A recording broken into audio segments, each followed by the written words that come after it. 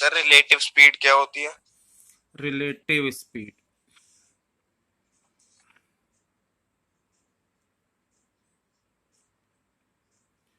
वैसे ना सही वर्ड रिलेटिव स्पीड नहीं है, वर्ड है रिलेटिव वेलोसिटी।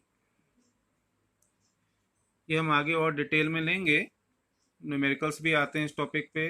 अच्छा पॉइंट है, एक बार डिस्कस कर लेते हैं। एक एग्जाम्पल से इसको समझो। आप किसी रोड पे टू फ्रेंड्स साथ साथ चल रहे हो और हर समय एक दूसरे के बराबर से ही चल रहे हैं, तो ना कोई आगे हो रहा है ना कोई पीछे हो रहा है एक दूसरे से, तो एक दूसरे के कंपैरिजन में आपकी स्पीड कितनी हो गई? जीरो।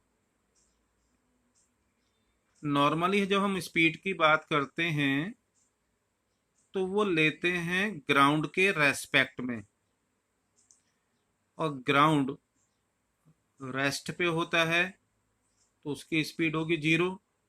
तो जिस स्पीड से हम चल रहे हैं वही हमारी रिलेटिव स्पीड या रिलेटिव वेलोसिटी होती है, वो एब्सोल्यूट वेलोसिटी भी हो गई। लेकिन हमने ग्राउंड की जगह यदि आपस में एक दूसरे के कंपैरिजन में लेना शुरू कर दिया, तब जाके हम रिलेटिव वेलोसिटी वर्ड यूज करते हैं। रिलेटिव वेलोसिटी में यदि हम दो फ्रेंड बिल्कुल बगल बगल में चल रहे हैं तो रिलेटिव वेलोसिटी जीरो बताया। और कई बार हम चल रहे हैं सड़क पे पैदल, लेट से हम सड़क में पैदल चल रहे हैं 5 किलोमीटर पर आवर की स्पीड पे, और कोई पर्सन हमारे बगल से ही बाइक से गया और उसकी स्पीड थी 50 किलोमीटर पर आवर। तो इसका मतलब क्या हो गया कि वो पर्सन हमसे दूर जो जा रहा है, उसके दूर जाने की जो स्पीड है वो 50 - 5, यानी कि 45 किलोमीटर पर आवर की स्पीड से वो हमसे कहाँ जा रहा है? दूर जा रहा है। क्योंकि वो गया 50 की स्पीड से, लेकिन 5 की स्पीड से तो हम उसका पीछा कर रहे हैं। तो ये जो 45 किलोमीटर पर आवर हो गई, वो relative velocity of bike with respect to person. ये मैंने लिया एग्जाम्पल बाइक का, और ये है हमारा कोई भी पर्सन। तो हम इसको क्या कहेंगे?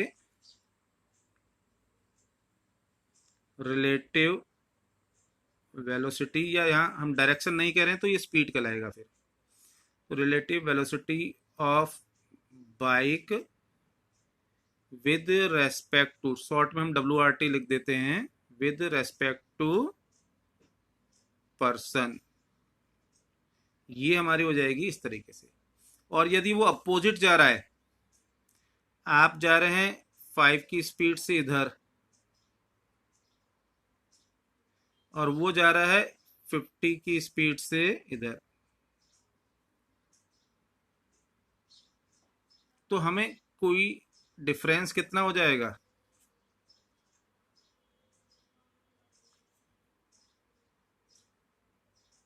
Relative velocity of bike with respect to person in this scenario, तो हमारा एक दूसरे से दूर जाना हो जाएगा 50 - -5, यानी कि 50 + 5, 55 किलोमीटर पर आवर। ये इस सिनेरियो के हिसाब से हो गया। तो दो सिनेरियो मैंने आपको बताया, और इस पे हम कुछ करेंगे वेक्टर्स में भी आगे आता है हमारा। आपको लास्ट चीज से रिलेटेड बता दूं कि मेन ये जो चीज आती है वो आपने पहले भी पढ़ी है 9th 10th वगैरह में, मैथ्स के क्वेश्चन में, अदर्स में, कि कोई पर्सन, दो ट्रेन जा रही हैं सेम डायरेक्शन में, अपोजिट डायरेक्शन में, या अप स्ट्रीम डाउन स्ट्रीम किसी रिवर में चल रहे हैं, वो सारे केसेस रिलेटिव वेलोसिटी होते हैं। दूसरा डाउट आपने पूछा कि एक्सपोनेंशियल क्या होता है। ये एक मैथमेटिकल टर्म है। यदि ग्राफिकली इसको मैं बताना चाहूँ आपको, एक्स वाई लेके, तो यदि ऐसे कोई ग्राफ बहुत तेजी से ऊपर की ओर चढ़ रहा है तो वो एक्सपोनेंशियल ग्राफ कहलाता है। लेकिन फॉर्मूला कहा जाए तो y इक्वल टू ई की पावर x या y इक्वल टू ए की पावर x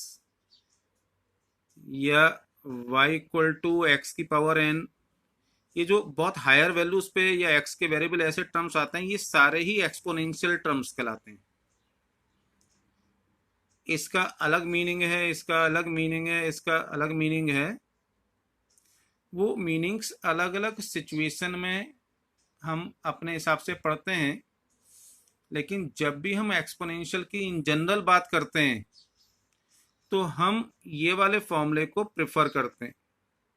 इसलिए पहले भी मैंने आपको डिफरेंशिएशन इंटीग्रेशन में ऊपर वाले दोनों फॉर्मूले बताए थे, लेकिन जब भी हम एक्सपोनेंशियल की बात करेंगे तो y इक्वल टू ई की पावर x टाइप का, जरूरी नहीं है सेम हो, इस टाइप के फंक्शन को हम कहेंगे एक्सपोनेंशियल फंक्शन। बट रिमेंबर, ये अपने आप में बहुत बड़ा टॉपिक है, सिर्फ इतने से काम हमारा नहीं चलता है। ठीक है, इससे थोड़ा ध्यान में आ जाएगा। ई वर्ड मैंने लिया है, इसकी वैल्यू जो 2.5 और 2.6 के बीच में पड़ती है, एग्जैक्ट वैल्यू देखनी पड़ेगी। ठीक है, और ए एनी नंबर हो जाएगा, और एक्स और एन के बाद एक्स तो वेरिएबल है, एन भी एनी नंबर होगा। ये डिफरेंशिएशन इंटीग्रेशन में हमने पढ़े थे। और कोई डाउट किसी बच्चे का? Sir motion under gravity. Motion under, हाँ रिलेटिव वेलोसिटी फिर से बताना। बेटा जी, रिलेटिव वेलोसिटी में आपको बताया, ये रिलेटिव मतलब कंपैरेटिव वेलोसिटी हो गया। दो एग्जाम्पल से आपको बात बताई, बट इन एग्जाम्पल से पहले आपको बताया कि जब भी हम चलते हैं, हम कह रहे हैं कि हमारी स्पीड है कोई भी पर्टिकुलर 5 या 10, वो विद रिस्पेक्ट टू ग्राउंड होती है। हम उसको कंपैरिजन में किसके थ्रू हम कैलकुलेट करते हैं? ग्राउंड में कोई फिक्स पॉइंट लेके या ग्राउंड के थ्रू। लेकिन यदि हम टू फ्रेंड्स साथ साथ चल रहे हैं, कोई दूसरी बाइक कार से अपना कंपैरिजन कर रहे हैं अपनी स्पीड का, वेलोसिटी का, तब हमारा कंसेप्ट कराता है रिलेटिव वेलोसिटी का। तो उस चीज को समझाने के लिए दो एग्जाम्पल लिए मैंने। ये मेरा पहला एग्जाम्पल था जिसमें हम दो लोग एक ही डायरेक्शन में जा रहे हैं। एक पर्सन था जो पैदल चल रहा है, दूसरा एक बाइक। 5 और 15 की मैंने स्पीड्स ली। तो relative velocity of bike with respect to person, यानी बाइक वाला पर्सन के कंपैरिजन में कितनी तेजी से आगे जा रहा है। तो 50 की स्पीड से आगे जा रहा था, 5 की स्पीड से पीछे पीछे पड़ा हुआ है उसके। तो एक्चुअल में वो कितनी स्पीड से आगे बढ़ गया? 45 से। 50 माइनस 5, 45। दूसरा सिनेरियो हमने ये लिया कि जिसमें दोनों अपोजिट डायरेक्शन में जा रहे हैं। अब यहाँ पर इसकी यदि मैं स्पीड को पॉजिटिव ले रहा हूं तो इसकी स्पीड मेरे लिए अपोजिट डायरेक्शन में होने के कारण नेगेटिव हो गई। तो अब रिलेटिव वेलोसिटी ऑफ बाइक जो होगी 50 माइनस -5, यानी कि 50 + 5, 55 किलोमीटर पर आवर हो जाएगी। इसकी और भी बहुत सारी बातें हैं, आगे क्वेश्चंस में भी हम देखेंगे, तब और डिटेल से पढ़ेंगे। हाँ जी, और कोई डाउट? बेटा कल आपको असाइनमेंट दी थी। सर हाँ बोलो। सर ट्रांसलोकेटरी मोशन और रोटेटरी मोशन क्या होते हैं? ट्रांसलोकेटरी नहीं होता, ट्रांसलेटरी होता है बेटा।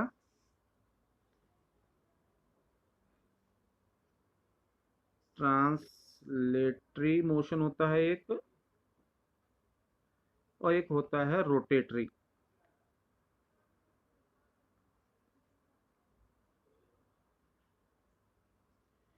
इसको आप लीनियर मोशन कह सकते हो, और इसको आप सर्कुलर मोशन कह सकते हो। Linear motion and circular motion. अभी आप इतने से ही मतलब याद रखना, इन सब के बारे में आगे हम डिटेल से अलग अलग जगह पे अपने 11th के सिलेबस में पढ़ेंगे। ठीक है। तो हमने जो ऊपर एग्जाम्पल लिए ये ट्रांसलेटरी या लीनियर मोशन के थे। रोटेटरी यानी जब बॉडी रोटेट करती है, यानी सर्कुलर या कोई इस तरह का पाथ बनेगा, तो उस केस को हम रोटेटरी मोशन कहेंगे। और कोई डाउट?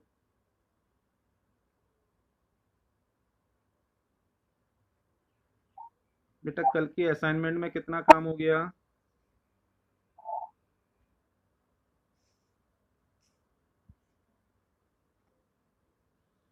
भाई असाइनमेंट यदि सॉल्व नहीं करोगे तो मान के चलना कुछ दिनों बाद यही लगेगा कि आपको कुछ भी समझ में नहीं आ रहा है। प्रैक्टिस असाइनमेंट के थ्रू ही होती है।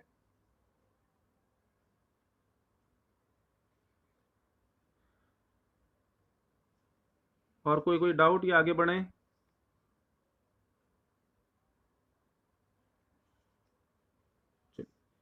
कल हमने स्केलर प्रोडक्ट लिया था जिसको हम डॉट प्रोडक्ट भी कहते थे।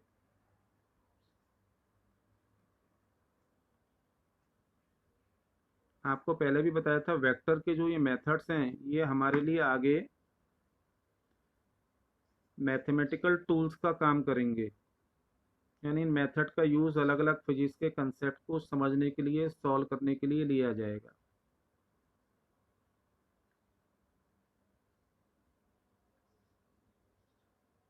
कल वाली बात को थोड़ा सा आगे बढ़ा रहा हूँ, इसी कंसेप्ट को एक टिपिकल न्यूमेरिकल के थ्रू सॉल्व करना चाहूँगा। तो जो आज का कंसेप्ट ले रहा हूँ मैं, ये काफ़ी एडवांस कंसेप्ट है न्यूमेरिकल पॉइंट ऑफ व्यू से। नॉर्मली इस कंसेप्ट के क्वेश्चन ही क्लास में 1 से 2 दिन हमारे खा जाते हैं जब रेगुलर हम फेस टू फेस पढ़ते हैं, तो यहाँ आपको थोड़ा सा ज़्यादा एफर्ट्स करने पड़ेंगे। बेटा हमने कल जो बात पढ़ी थी कि कोई भी वेक्टर हमें दे रखा है उसको हम एक्स और वाई एक्सिस के साथ मिला के ले लेंगे। यदि ये point P X comma Y है, ये ओरिजिन है, तो हमारा ये जो वेक्टर को हम साइन आर दे रहे हैं, तो vector O P equal to vector R equal to X I plus Y J, ये हमने शुरू में पढ़ा था। अभी थोड़ा सा काम को सिंपल रखने के लिए मैं जेड एक्सिस नहीं ले रहा हूँ, वो बाद में इंक्लूड कर लेंगे। इसका मीनिंग क्या था हमारे लिए कि यदि मैं यहाँ पे परपेंडिकुलर डालूं तो ये जो पॉइंट है,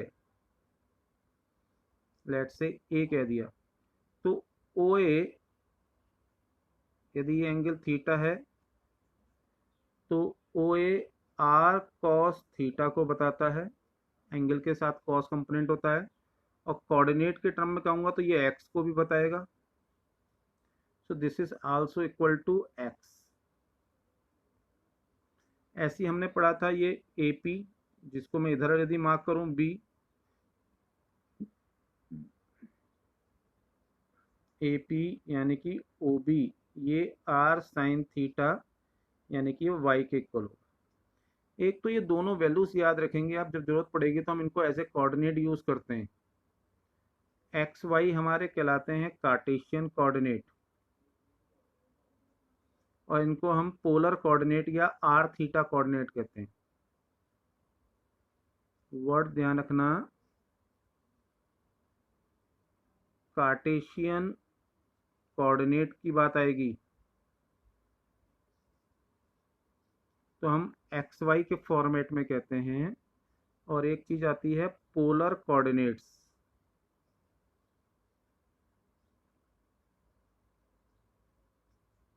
इसको हम आर थीटा कोऑर्डिनेट कहते हैं।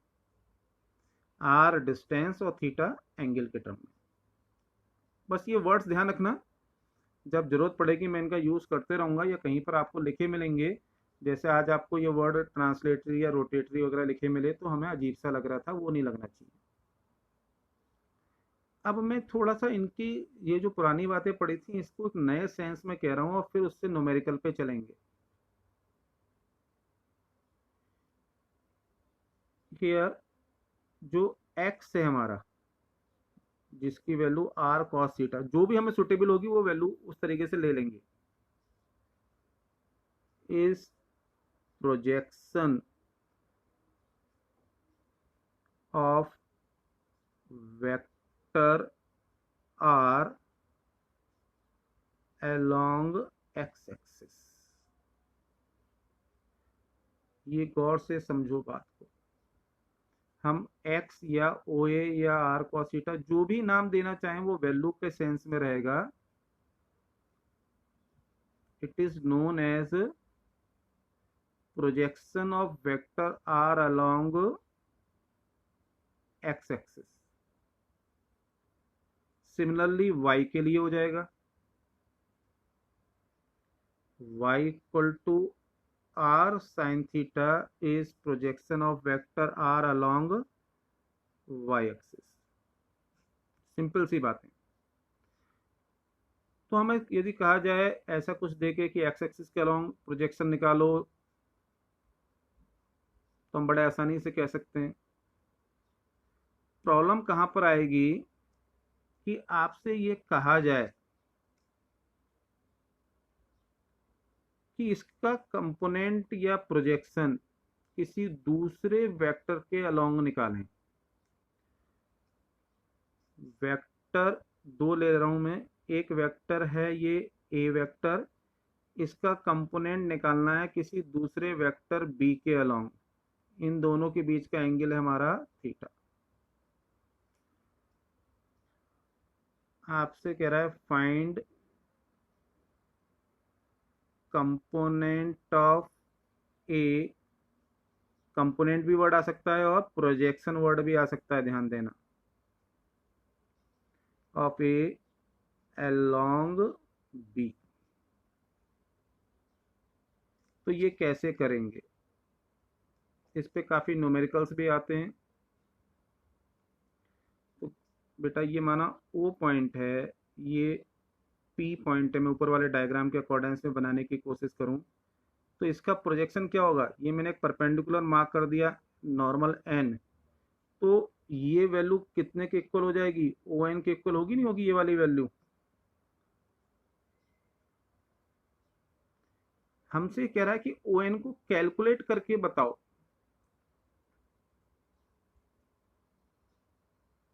अब इसका मतलब क्या हो गया कि ये वेक्टर फॉर्म में हमसे पूछ रहा है। पहले खाली ओ एन लिख रहा था तो न्यूमेरिकल वैल्यू थी, अब बात क्या आ रही है, वेक्टर वैल्यू की।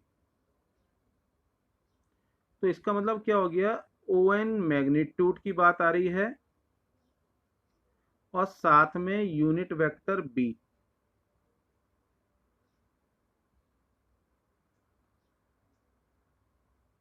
ओ एन क्या होगा, ए कॉस थीटा मैग्नीट्यूड के टर्म में और यूनिट वेक्टर बी। तो यदि मुझे ये तीनों वैल्यू पता है तो कैलकुलेट करना बहुत आसान है। प्रॉब्लम तब आती है कि जब मुझे एंगल थीटा नहीं पता। तो एंगल थीटा कैसे निकलेगा मेरा, तो आपको ध्यान होगा कल की क्लास में मैंने एक क्वेश्चन में आपको कराया था, cos theta equal to A dot B upon magnitude A B. हम इस कंसेप्ट का यहां यूज करेंगे। यहां पर कॉस थीटा की जगह क्या रख देंगे, ये वैल्यू पुट कर देंगे। ये ए ऐसी रहा, ध्यान देना है सिर्फ यहाँ पे बी वेक्टर में है, यूनिट वेक्टर में, बाकी सारा स्केलर है। कॉस थीटा की value A dot B upon A B unit vector B, ये ए कैंसिल आउट हो जाएगा। तो A dot B unit vector B upon magnitude B, या मैं इसको A dot B upon B और यूनिट वेक्टर बी को भी vector B upon magnitude B लिख सकता हूं। मैं चाहूं तो मेरा आंसर वैसे भी पूरा हो जाएगा, यानी कि A dot B upon B square और वेक्टर बी। नाउ आपकी चॉइस है कि आप इस फाइनल फॉर्मूले को याद रखना चाहते हैं या मेथड को याद रखना चाहते हैं। ये मैं आप पे छोड़ूंगा, क्योंकि क्वेश्चन आपको ही एग्जाम में डील करना है, हैंडल करना है, सारी बात उस पर डिपेंड करेगी। कैसे करना है इसको, ऐसे न्यूमेरिकल लेके करें, सॉल्व करें प्रॉपर वैल्यूज में, तो शायद ज़्यादा आसान होगा।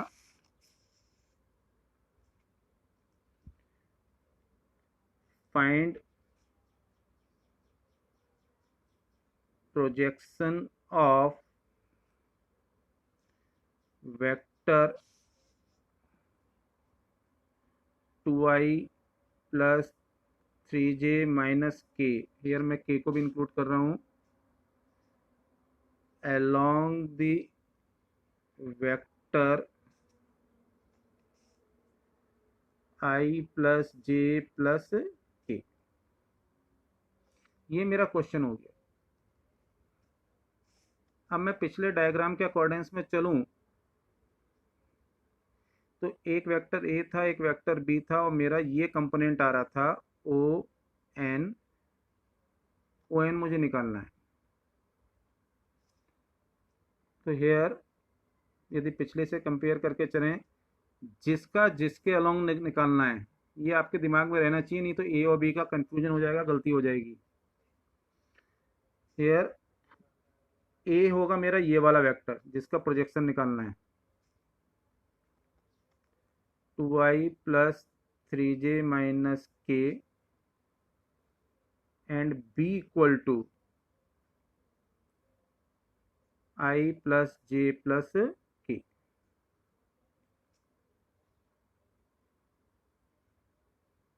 तो या तो मैं सीधे सीधे फॉर्मूला लगा दूं, बट मैं अभी फॉर्मूला लगाने की जगह आपको फिर इसको मेथड से बता रहा हूं, सो दैट मेथड भी हमारा रिकॉल हो जाए। नाउ हमसे पूछा क्या क्या, projection of A along b, projection of vector a along vector b।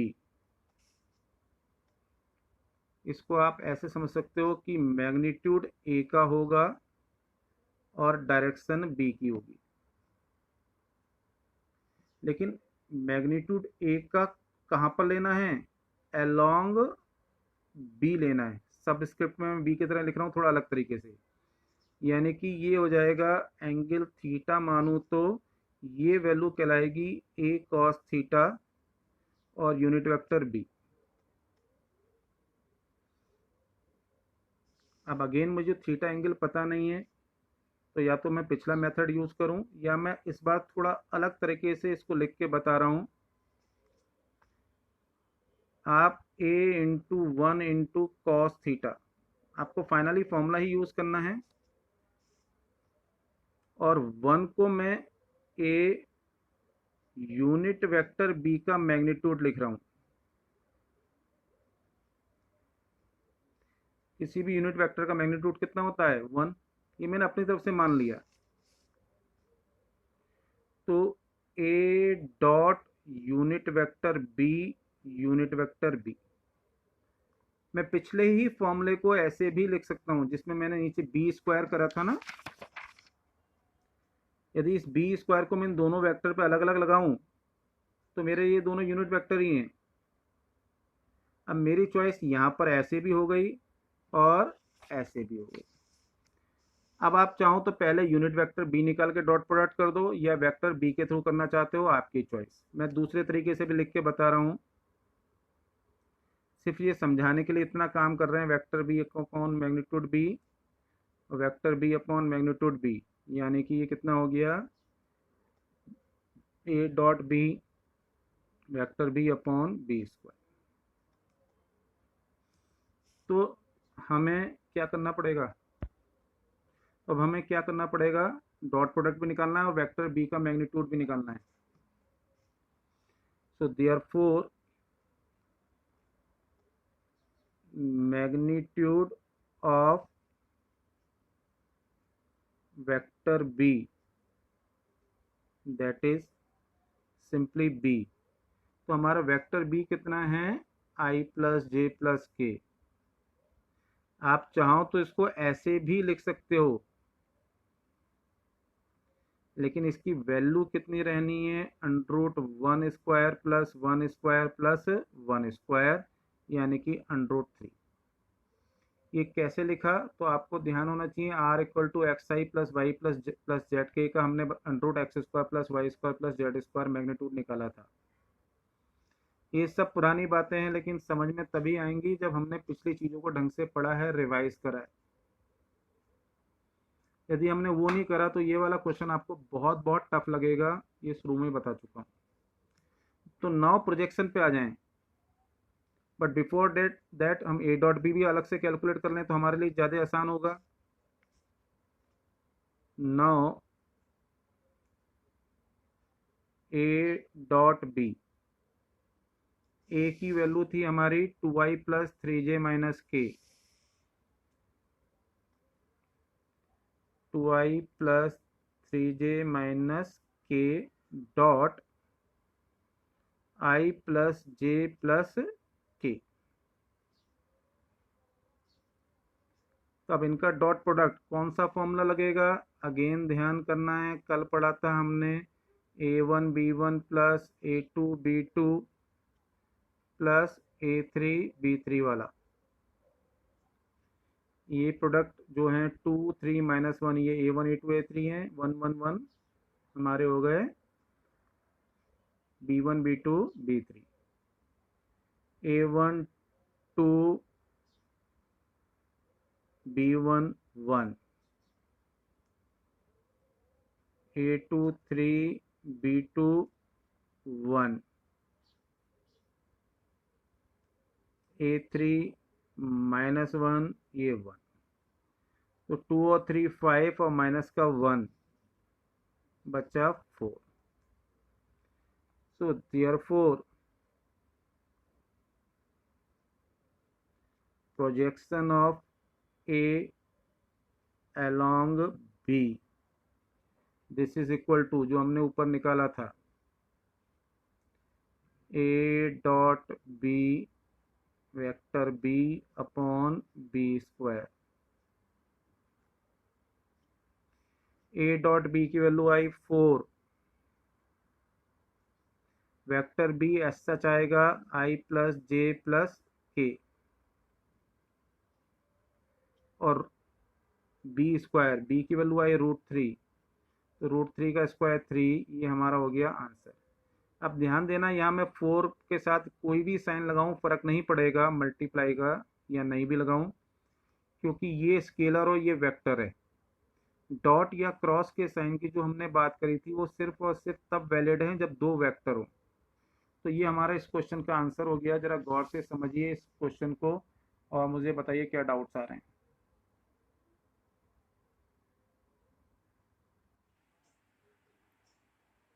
Sir projection of A along B वाला बताना। बेटा जी हाँ, ये जो कंसेप्ट हमने कहा है कि ये ए अलोंग बी, तो ये जो सारी कैलकुलेशन है ये एक बार हमने पहले भी करी थी, और हमारे लिए सबसे ज़्यादा इम्पोर्टेंट यही चीज़ समझना है, ये ध्यान रखना, क्योंकि ये चीज़ दिमाग में बैठ गई तब तो हम आगे इस क्वेश्चन को एग्जाम्स में कर पाएंगे। और एग्जाम्स में पूछे जाने वाले सबसे कॉमन क्वेश्चंस में से ये है। मैं सिर्फ स्कूल के एग्जाम की बात नहीं कह रहा हूँ, मैं कंपटीशन के एग्जाम्स की बात भी कर रहा हूँ। हर सिचुएशन में ये हमारे लिए इम्पोर्टेंट है। मतलब क्या है, ए का बी के अलोंग प्रोजेक्शन, मतलब ए का कितना मैग्नीट्यूड बी के अलोंग जा रहा है, और साथ में डायरेक्शन बी की।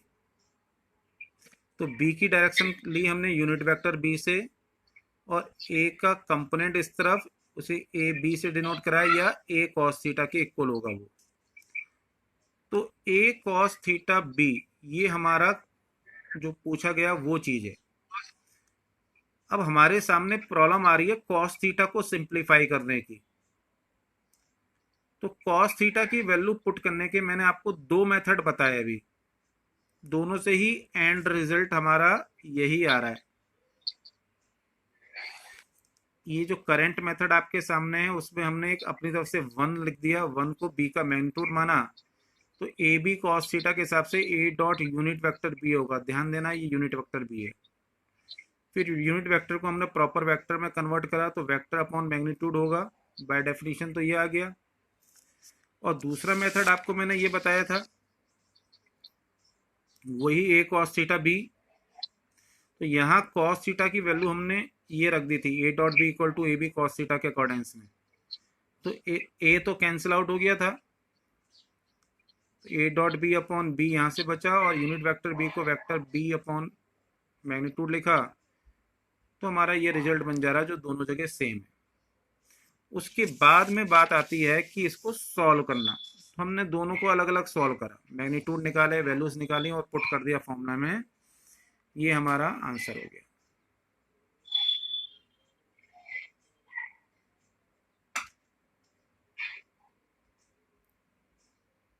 एक छोटा सा क्वेश्चन और बता रहा हूं, find magnitude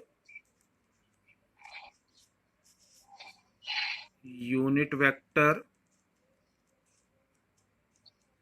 and direction from X axis of vector i plus J. छोटा सा मैंने वेक्टर ले लिया, तो let a equal to I plus J है मेरा।